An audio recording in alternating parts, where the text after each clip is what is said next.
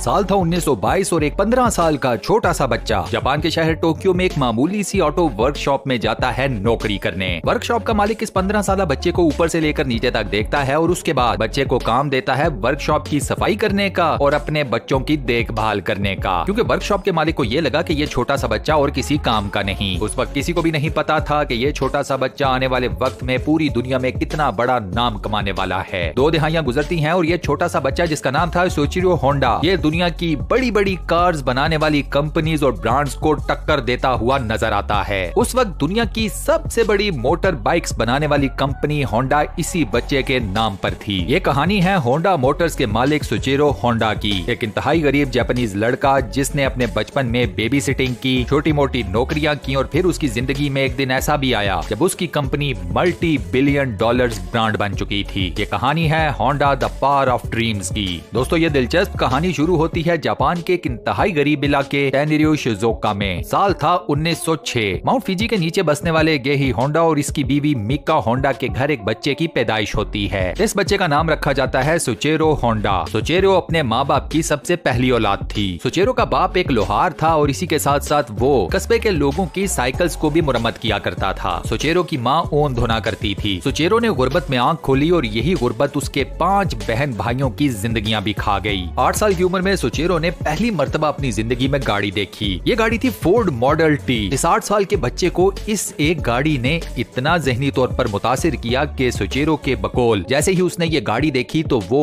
इसके पीछे भागना शुरू हो गया। सोइचिरो के मुताबिक उस वक्त उस गाड़ी ने मेरे जहन को इतना कैप्टिवेट कर दिया कि मैं बगैर कुछ सोचे समझे उस गाड़ी के पीछे भागना शुरू हो गया। मुझे ये भी नहीं पता था कि मैं उस गाड़ी के पीछे क्यों भाग रहा हूँ, मगर मैं भाग रहा था। ये वो लम्हा था जब सोइचिरो की इंजन मोटर्स के साथ फैसिनेशन का आगाज हुआ। सोइचिरो को स्कूल और पढ़ाई में बिल्कुल कोई दिलचस्पी नहीं थी। फॉर्मल एजुकेशन के साथ उसकी बिल्कुल नहीं बनती थी, लिहाजा वो ज्यादातर वक्त अपने बाप के साथ लोगों की साइकिल्स को रिपेयर करने में गुजार देता था। साल 1922 में सोइचिरो ने अपना घर बार छोड़ा और नौकरी की तलाश में जापान के दारुल हुकूमत टोक्यो शिफ्ट हो गया। सोइचिरो को पहली नौकरी मिली आर्ट शोकाई नाम की एक वर्कशॉप में। इस वर्कशॉप में सोइचिरो को जो नौकरी मिली वो थी वर्कशॉप के मालिक का बच्चा संभालना, यानी कि बेबी सिटिंग। अब इस नौकरी से सोइचिरो के पास कुछ ज्यादा पैसे भी नहीं बन रहे थे और वो वापस अपने गांव भी नहीं जा सकता था। सोइचिरो के जहन में ये डर था कि मैं फेलियर लेकर अपने माँ बाप को और अपने गांव वालों को कैसे फेस करूंगा। फिर यूं हुआ कि वर्कशॉप में गाड़ियों के काम की डिमांड काफी ज्यादा बढ़ गई। वर्कशॉप के मालिक योजो सकीकबारा को अब मैन पावर चाहिए थी। योजो ने सोइचिरो को बेबी सिटिंग से उठाया और उसे गाड़ियों के मैकेनिक्स के हवाले कर दिया। यहाँ से सोइचिरो ने गाड़ियों की रिपेयरिंग का काम सीखना शुरू कर दिया। मेहनत और लगन ऑलरेडी सोइचिरो के अंदर थी, लिहाजा कुछ ही अरसे बाद उसका शुमार वर्कशॉप के सबसे बेहतरीन किस्म के मैकेनिक्स में होना शुरू हो गया। सोइचिरो कंपनी का सबसे ट्रस्टेड एम्प्लॉय क्या बना, योजो की भी नजरें उसके ऊपर आ गईं। योजो ने बिना कोई देर किए सोइचिरो को अपनी छत्र छाया में ले लिया। अब योजो ने ना सिर्फ सोइचिरो को गाड़ियों की तमाम तर मैकेनिकल एक्सपर्टीज सिखाई, बल्कि उसे कारोबार चलाने के भी तमाम तर हुनर सिखा दिए। अब सोइचिरो के पास गाड़ियों से रिलेटेड टेक्निकल एक्सपर्टीज तो थी ही, साथ में उसके हाथ लग गए बिजनेस को चलाने के तमाम तर फॉर्मूले। उन जमानों में पूरी दुनिया में मोटर स्पोर्ट्स का रिवाज काफी ज्यादा आम होना शुरू हो गया। इसी वजह से साल 1923 में सोइचिरो की अपनी वर्कशॉप जहां पर वो काम करता था बतौर मैकेनिक, इस वर्कशॉप ने भी रेसिंग कार्स बनाना शुरू कर दी। सोइचिरो ने बाकी मैकेनिक्स के साथ मिलकर अपनी वर्कशॉप में एक स्पोर्ट्स कार तैयार की। इस रेसिंग कार का नाम था द कर्टिस। इस कार ने 1924 में जापानीज मोटर कार चैंपियनशिप में हिस्सा लिया। सबसे हैरत अंगेज बात यह है कि द कर्टिस ने ये चैंपियनशिप जीत ली। उस वक्त सोइचिरो की उम्र सिर्फ 17 साल थी। द कर्टिस ने चैंपियनशिप क्या जीती, सोइचिरो ने मोटर स्पोर्ट्स को अपना रिलीजन ही बना लिया। 1926 में सोइचिरो को आर्मी में भर्ती किया गया ताकि वो जंग में हिस्सा ले सके, लेकिन सोइचिरो निकला कलर ब्लाइंड। इस मेडिकल कंडीशन की वजह से सोइचिरो को आर्मी में नहीं लिया गया। 1928 में आर्ट शोकाई की एक नई ब्रांच का आगाज किया गया हमामात्सु में। इस वर्कशॉप का इंचार्ज बनाया गया सोइचिरो को। शुरू में ये वर्कशॉप बिल्कुल नहीं चली क्योंकि लोग अपनी मोटर कार्स को एक ऐसे लड़के के हवाले नहीं करना चाहते थे कि जो बेहद जवान है और जिसके बारे में इन लोगों का ख्याल ये था कि इसे शायद ज्यादा चीजों का नहीं पता। काम ना होने के बावजूद सोइचिरो ने हार नहीं मानी। ये अपने काम में लगा रहा। इसे जो भी छोटा मोटा काम मिलता ये उसे पूरी ईमानदारी, दयानत और लगन के साथ करता। इसका सिला सोइचिरो को ये मिला कि 2 साल के अंदर अंदर इसकी वर्कशॉप पर काफी ज्यादा काम आना शुरू हो गया। ये वर्कशॉप जब स्टार्ट हुई तो यहाँ पर सिर्फ एक शख्स था जिसका नाम था सोइचिरो और 2 साल के अंदर अंदर इस वर्कशॉप के अमले की टोटल तादाद हो गई 30। वर्कशॉप के ऊपर काम इतना ज्यादा बढ़ गया कि ये लोग दिन रात काम करने के ऊपर मजबूर हो गए। सोइचिरो को वर्कशॉप के कारोबारी मामलात को संभालने के लिए अपनी बीवी तक को कारोबार में इन्वॉल्व करना पड़ गया। गया। रेसिंग कार्स बनाने का शौक सुचेरो के अंदर अभी भी जूं का तू मौजूद था। हमामात्सु में ही सुचेरो ने एक रेसिंग कार बनाई जिसने एक स्पीड रिकॉर्ड कायम किया जापान के अंदर कि ये कार 120 किलोमीटर फी घंटा की रफ्तार से भागी। इस कार को कोई और नहीं बल्कि सुचेरो ने खुद ड्राइव किया, क्योंकि सुचेरो एक ब्रिलियंट मैकेनिक तो था ही, साथ में अब वो एक प्रोफेशनल स्पोर्ट्स कार रेसर भी बन चुका था। इस स्पोर्ट्स कार का ये स्पीड रिकॉर्ड जापान में 20 साल तक कायम रहा। 1936 में हमामात्सु स्पोर्ट्स कार को ही चलाते हुए टोक्यो शहर के अंदर सुचेरो को एक इंतहाई खौफनाक ट्रैफिक के हादसे का सामना करना पड़ा। इस हादसे में सुचेरो शदीद जख्मी भी हुआ। इस हादसे की वजह से सुचेरो को 2 से 3 महीने हॉस्पिटल के बेड पर गुजारने पड़ गए। लेकिन कमाल बात यह है कि हॉस्पिटल से फारिग होने के बाद 4 महीने के अंदर अंदर सुचेरो दोबारा से स्पोर्ट्स ट्रैक पर गाड़ियां दौड़ाता हुआ नजर आया। दोबारा स्पोर्ट्स कार्स चलाने की वजह से सुचेरो की अपनी बीवी और अपने वालिद के साथ काफी शदीद किस्म की झड़प भी हुई। ये फैमिली क्लैश इतनी ज्यादा शिद्दत इख्तियार कर गया कि सुचेरो को स्पोर्ट्स कार चलाने से हमेशा हमेशा के लिए माजरत करनी पड़ गई। 1936 में सुचेरो होंडा गाड़ियों की रिपेयरिंग करके बोर हो चुका था। अब वो इस काम से आगे जाना चाहता था। अब वो खुद से गाड़ियों के स्पेयर पार्ट्स बनाना चाहता था। होंडा ने आर्ट शोकाई हमामात्सु ब्रांच के शेयर होल्डर्स को एक प्रपोजल दिया। ये प्रपोजल था कि इस कंपनी को एक अलग सी कंपनी के नाम से रजिस्टर कराया जाए और इस नई कंपनी के अंदर गाड़ियों के स्पेयर पार्ट्स को बनाया जाए। कंपनी के शेयर होल्डर्स ने होंडा की इस सजेशन को रिजेक्ट कर दिया। इन लोगों ने यही सोचा कि जब रिपेयरिंग की वजह से वर्कशॉप में अच्छा खासा काम आ रहा है, अच्छे खासे पैसे बन रहे हैं, तो क्या जरूरत है एक नया वेंचर करने की, एक नया गैम्बल लेने की। इन लोगों ने जब होंडा का प्रपोजल रिजेक्ट किया तो होंडा ने अपनी नई कंपनी बना डाली। इस कंपनी का नाम था टोकाई सेकी हैवी इंडस्ट्री। होंडा ने इस कंपनी के अंदर बनाने शुरू किए गाड़ियों के पिस्टन रिंग्स। होंडा ने अपने करीबी साथी शिचिरू काटो को अपनी इस कंपनी का प्रेसिडेंट बना दिया। होंडा और काटो ने अपनी इस नई कंपनी को बिल्डअप करने के लिए दिन रात एक कर दिए। होंडा दिन के टाइम आर्ट शोकाई हमामात्सु ब्रांच के अंदर काम किया करता था, जबकि रात को ये अपनी कंपनी के अंदर जाकर पिस्टन रिंग्स को बनाया करता था। अपने नए प्रोजेक्ट में होंडा को इनिशियली कोई कामयाबी या ब्रेक थ्रू नहीं मिला। इनफैक्ट दिन रात काम करने की वजह से होंडा का काफी ज्यादा वेट गिर गया। उसे सेहत के मसाइल का भी सामना करना पड़ गया। सीरीज ऑफ फेलियर्स का सामना करने के बाद होंडा ने हमामात्सु इंडस्ट्रियल इंस्टीट्यूट में बतौर पार्ट टाइम स्टूडेंट दाखिला ले लिया। अब वो मेटलर्जी के सब्जेक्ट को डीप जाकर स्टडी करना चाहता था ताकि उसे जिन फेलियर्स का सामना करना पड़ रहा है वो उन्हें ओवरकम कर सके। 1939 में बिल आखिर होंडा को कामयाबी मिल गई। होंडा एक फुली फंक्शनल वर्किंग पिस्टन बनाने में कामयाब हो गया। ये वो टाइम था जब होंडा ने आर्ट शोकाई हमामात्सु ब्रांच से इस्तीफा दे दिया। इसने वर्कशॉप की दूसरे मैकेनिक्स के हवाले और आकर फुल टाइम अपनी कंपनी में काम करना शुरू कर दिया। होंडा ने अपनी कंपनी में दिन रात पिस्टन्स बनाने शुरू कर दिए, लेकिन इसके पिस्टन्स के डिजाइन्स में अभी भी फ्लॉज थे जिनको ओवरकम करने की होंडा पूरी कोशिश कर रहा था। उन्हीं जमानों में टोयोटा कंपनी ने होंडा को अप्रोच किया और टोयोटा कंपनी की डिमांड के ऊपर होंडा ने टोयोटा कंपनी को 50 पिस्टन रिंग्स बना कर दिए। प्रॉब्लम यह हुई कि टोयोटा कंपनी के स्टैंडर्ड्स के मुताबिक 50 में से सिर्फ 3 पिस्टन ही एक्सेप्टेबल हुए। ये फेलियर भी होंडा के लिए एक बहुत बड़ा धचका था, लेकिन इसके बावजूद होंडा ने हार नहीं मानी। अगले कुछ सालों तक वो पूरे जापान में फिरा, मुख्तलिफ यूनिवर्सिटीज में जाकर इसने तालीम हासिल की या ऑटो वर्कशॉप्स में जाकर काम सीखता रहा ताकि इस सारे नॉलेज की मदद से वो एक ऐसा पिस्टन रिंग बनाने में कामयाब हो जाए जिसमें कोई फ्लॉ ना हो। अपने सारे नॉलेज को यकजा करके होंडा ने दोबारा से एक नया पिस्टन बनाया और इस मर्तबा होंडा को मिले इनक्रेडिबल रिजल्ट्स। इस पिस्टन का डिजाइन भी शानदार था और साथ में ये क्वालिटी और स्टैंडर्ड्स के तमाम टेस्ट भी पास कर गया। इस पिस्टन की डिमांड के ऑर्डर्स होंडा को पूरे जापान में से मौसूल होना शुरू हो गए। ये ऑर्डर्स इतने ज्यादा थे कि इनको पूरा करने के लिए होंडा को अपनी कंपनी में 2000 लोगों को भर्ती करना पड़ा। होंडा के लिए सब कुछ बिल्कुल बेहतरीन चल रहा था कि जापान 1941 में पैसिफिक वॉर में कूद पड़ा। इस जंग का होंडा को नुकसान ये हुआ कि उसकी कंपनी सीधा मिनिस्ट्री ऑफ म्यूनिशंस के अंडर चली गई। होंडा की कंपनी की 45% इक्विटी टोयोटा मोटर्स ने खरीद ली। साथ ही होंडा को अपनी ही कंपनी में प्रेसिडेंट के ओहदे से हटाकर सीनियर मैनेजिंग डायरेक्टर बना दिया गया। इसी के साथ साथ होंडा की कंपनी के कई मुलाजमीन ने अपनी नौकरियों से इस्तीफा दे दिया क्योंकि अब उन्हें कंपनी में नहीं जाकर जंग में हिस्सा लेना था। 1944 में जापान शिकस्त के बिल्कुल करीब था। जापानीज नेशन ये जंग हार चुकी थी और ये सबको मालूम था। हमामात्सु के ऊपर दुश्मनों की शदीद बमबारी जारी थी और इसी बमबारमेंट का निशाना होंडा की कंपनी भी बन गई। होंडा की कंपनी बमबारमेंट की वजह से राख का ढेर बन गई। इसके बाद आया जापान में नानकाई अर्थक्वेक। होंडा की कंपनी का जो कुछ बचा कुचा था वो इस जल्जले की नजर हो गया। 1945 में जापान ने जंग में सरेंडर कर दिया, लेकिन बाय दैट टाइम होंडा की कंपनी मुकम्मल तौर पर तबाह बर्बाद हो चुकी थी और उसके हाथ में कुछ भी नहीं था। जंग खत्म हुई तो होंडा ने अपनी कंपनी का बचा कुचा तमाम तर एसेट्स टोयोटा कंपनी के हाथों फरोख्त कर दिया। इस डील के नतीजे में होंडा को जो रकम मिली वो थी 4,50,000 येन। अब जंग की वजह से जापान और जापानी अवाम की हालतें काफी ज्यादा पतली हो चुकी थी। ना कुछ खाने को था, ना कुछ पहनने को, ना ही कुछ शेल्टर के नाम पर इस कौम के पास था। होंडा की अपनी गाड़ी में इतना पेट्रोल नहीं था कि वो अपनी गाड़ी निकाल कर मार्केट जाए और अपनी फैमिली के लिए कुछ खाने पीने की चीजें खरीद सके। उन्हीं दिनों होंडा के हाथ में लगा एक जनरेटर इंजन। ये इंजन मिल्कियत था जापान की इंपीरियल आर्मी के। ये इंजन जंग के दौरान वायरलेस रेडियो को पावर अप करने के लिए इस्तेमाल किया जाता था। इस इंजन के डिजाइन ने होंडा को काफी ज्यादा फैसिनेट किया। इस इंजन को मुकम्मल तौर पर समझने के बाद होंडा के जहन में आया एक आइडिया। वो आइडिया ये था कि क्यों ना इस इंजन को एक साइकिल के ऊपर नस्ब करके देखा जाए कि ये कैसे काम करता है। उन जमानों में साइकिल के ऊपर इंजन लगाकर उसे दौड़ाना यूरोप में काफी ज्यादा आम हो रहा था, लेकिन जापान में ये टेक्निक बिल्कुल नई थी। 1946 में होंडा ने अपने इस आइडिया के ऊपर काम करना शुरू कर दिया। अपने कोल्ड वेयर हाउस में होंडा ने बुनियाद रखी होंडा टेक्निकल रिसर्च इंस्टीट्यूट की। इस जगह पर बैठकर होंडा सिर्फ मोटर बाइक्स का एक नया डिजाइन बनाने के बारे में सोचना शुरू हो गया। इस आइडिया में होंडा के साथ 12 और लोग शामिल हो गए। दिन रात एक करने के बाद बिल आखिर इन लोगों ने एक ऐसी साइकिल का डिजाइन इजाद कर लिया कि जिसके ऊपर एक छोटा सा इंजन भी नस्ब था और इस साइकिल के स्पेयर पार्ट्स होंडा ने खुद डिजाइन किए थे। ये साइकिल चूंकि कीमत में सस्ती थी, लिहाजा ये धड़ाधड़ बिकनी शुरू हो गई। अब होंडा चूंकि इन साइकिल्स पर लगाता था सेकंड हैंड इंजन, तो ऑर्डर्स को पूरा करने के लिए होंडा के पास सेकंड हैंड इंजन्स की कमी हो गई। अब होंडा के पास ऑर्डर्स को पूरा करने का सिर्फ एक सोल्यूशन था कि उसे अपना एक अलग से नया इंजन इजाद करना था। 1947 में होंडा ने टाइप ए इंजन बना लिया। ये वो टाइम था जब किसी भी मशीन के ऊपर होंडा कंपनी का मोनोग्राम पहली मर्तबा छपा। 1948 में होंडा ने होंडा मोटर कंपनी की बुनियाद रखी। इनिशियली ये कंपनी सस्ते मोटर बाइक्स बनाया करती थी ताकि जापानीज वर्कर्स को एक जगह से दूसरी जगह जाने में काफी ज्यादा आसानी हो जाए। अब सुचेरो को चाहिए थे ज्यादा पैसे ताकि वो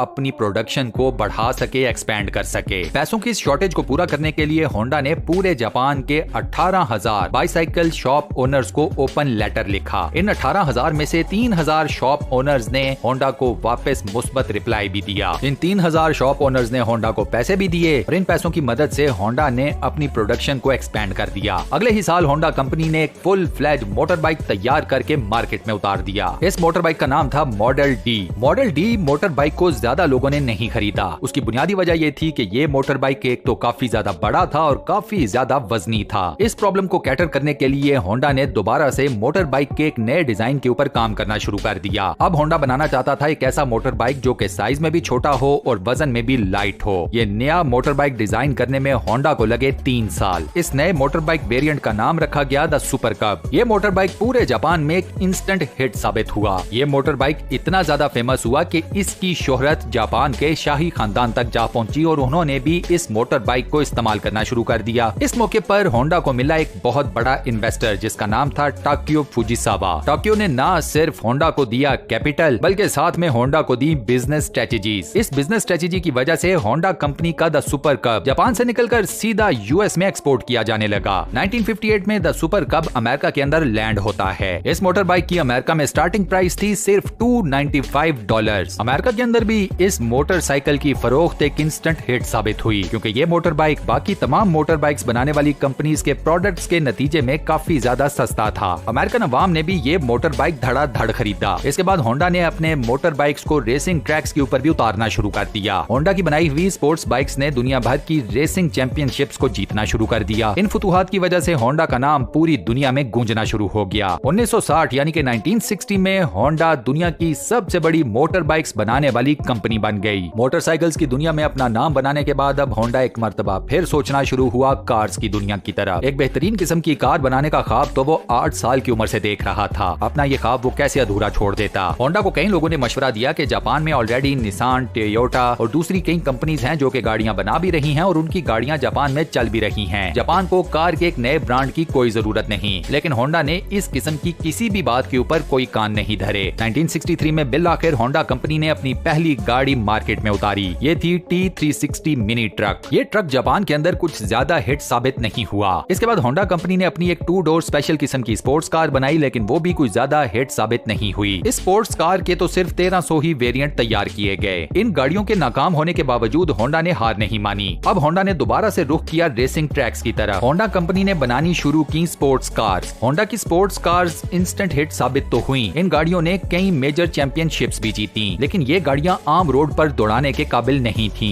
एक आम आदमी को जिस किस्म की गाड़ी चाहिए थी अभी तक उस किस्म की गाड़ी होंडा कंपनी नहीं बना पाई थी। ये देखते हुए होंडा होंडा ने स्पोर्ट्स ट्रैक से ली लीव और अपनी सारी कंसंट्रेशन लगा दी एक ऐसी आम गाड़ी बनाने में जो कि जापान की आम मार्केट को कैप्चर कर सके। 1972 में होंडा कंपनी ने लॉन्च की होंडा सिविक। होंडा सिविक ने ऑटोमोबाइल्स की मार्केट में कोहराम बर्पा कर दिया। ये गाड़ी जापान क्या पूरी दुनिया में ही इंस्टेंट हिट साबित हुई। ये गाड़ी चूंकि अपने CVCC मॉड्यूल की वजह से पेट्रोल कम खाती थी, इसकी माइलेज काफी ज्यादा अच्छी थी और 70s में चूंकि पूरी दुनिया खासतौर पर यूरोप और अमेरिका फ्यूल शॉर्टेज का बुरे तरीके से शिकार थे, लिहाजा आम पब्लिक के बीच में ये कम पेट्रोल खाकर ज्यादा चलने वाली गाड़ी एक नेमत से कम नहीं थी। होंडा ने अपनी गाड़ी होंडा सिविक में ही दिया कैटालिटिक कन्वर्टर, जिसकी वजह से पोल्यूशन के ऊपर काफी ज्यादा काबू पाने में आसानी हो गई। अब ऑटोमोबाइल्स की दुनिया में होंडा कंपनी के पैर जम चुके थे। होंडा सिविक के बाद होंडा कंपनी का अगला गेम चेंजर था होंडा एकॉर्ड। होंडा एकॉर्ड चलने में, फ्यूल कंजप्शन में और बाकी तमाम मैकेनिक्स में बिल्कुल होंडा सिविक के जैसी ही थी। फर्क सिर्फ इतना था कि होंडा एकॉर्ड होंडा सिविक की तरह हैचबैक नहीं थी। ये सेडान गाड़ी थी, ये बड़ी गाड़ी थी, इसकी स्पेस ज्यादा थी, तो आम पब्लिक के बीच में ये गाड़ी भी हिट साबित हुई। अपनी क्वालिटी, स्पेस और डिजाइन की वजह से होंडा एकॉर्ड ऑटोमोबाइल्स की हिस्ट्री में सबसे ज्यादा बिकने वाली गाड़ी बन गई। 1980 की दिहाई का जब आगाज होता है तो होंडा कंपनी जापान के अंदर गाड़ियां बनाने वाली तीसरी सबसे बड़ी कंपनी बन गई और जब ये दिहाई खत्म हुई यानी कि 10 साल के अंदर अंदर होंडा कंपनी पूरी दुनिया में सबसे ज्यादा गाड़ियां बनाने वाली तीसरी बड़ी कंपनी बन गई। सुचेरो होंडा ने 1973 में होंडा कंपनी से रिटायरमेंट ले ली और 5 अगस्त 1991 को सुचेरो होंडा इस जहाने फानी से कूच कर गया। आज सुचेरो होंडा की ये कंपनी जहाज भी बनाती है, मोटर बोट्स के इंजन भी बनाती है, हत्ता के रोबोट्स तक बना रही है। अगर मेहनत और लगन हो तो क्या कुछ मुमकिन नहीं। और इसी के साथ दोस्तों हम अपनी आज की इस वीडियो को यहाँ पर करते हैं दी एंड। आज की ये वीडियो आपको कैसी लगी, वॉइस ओवर कैसा लगा, मुझे नीचे कमेंट सेक्शन में जरूर बताइएगा। वीडियो को बंद करने से पहले आपसे एक छोटी सी रिक्वेस्ट और वो ये कि अगर आपने अभी तक हमारे इस चैनल को सब्सक्राइब नहीं किया हुआ तो बराए मेहरबानी चैनल को सब्सक्राइब जरूर कर लें और साथ बने हुए बेल के आइकन को लाजमन प्रेस कर दीजिएगा। बाकी अपना बहुत ख्याल रखिएगा। इंशाल्लाह मुलाकात होती है किसी नई बेहतरीन किस्म की वीडियो के साथ। शुक्रिया।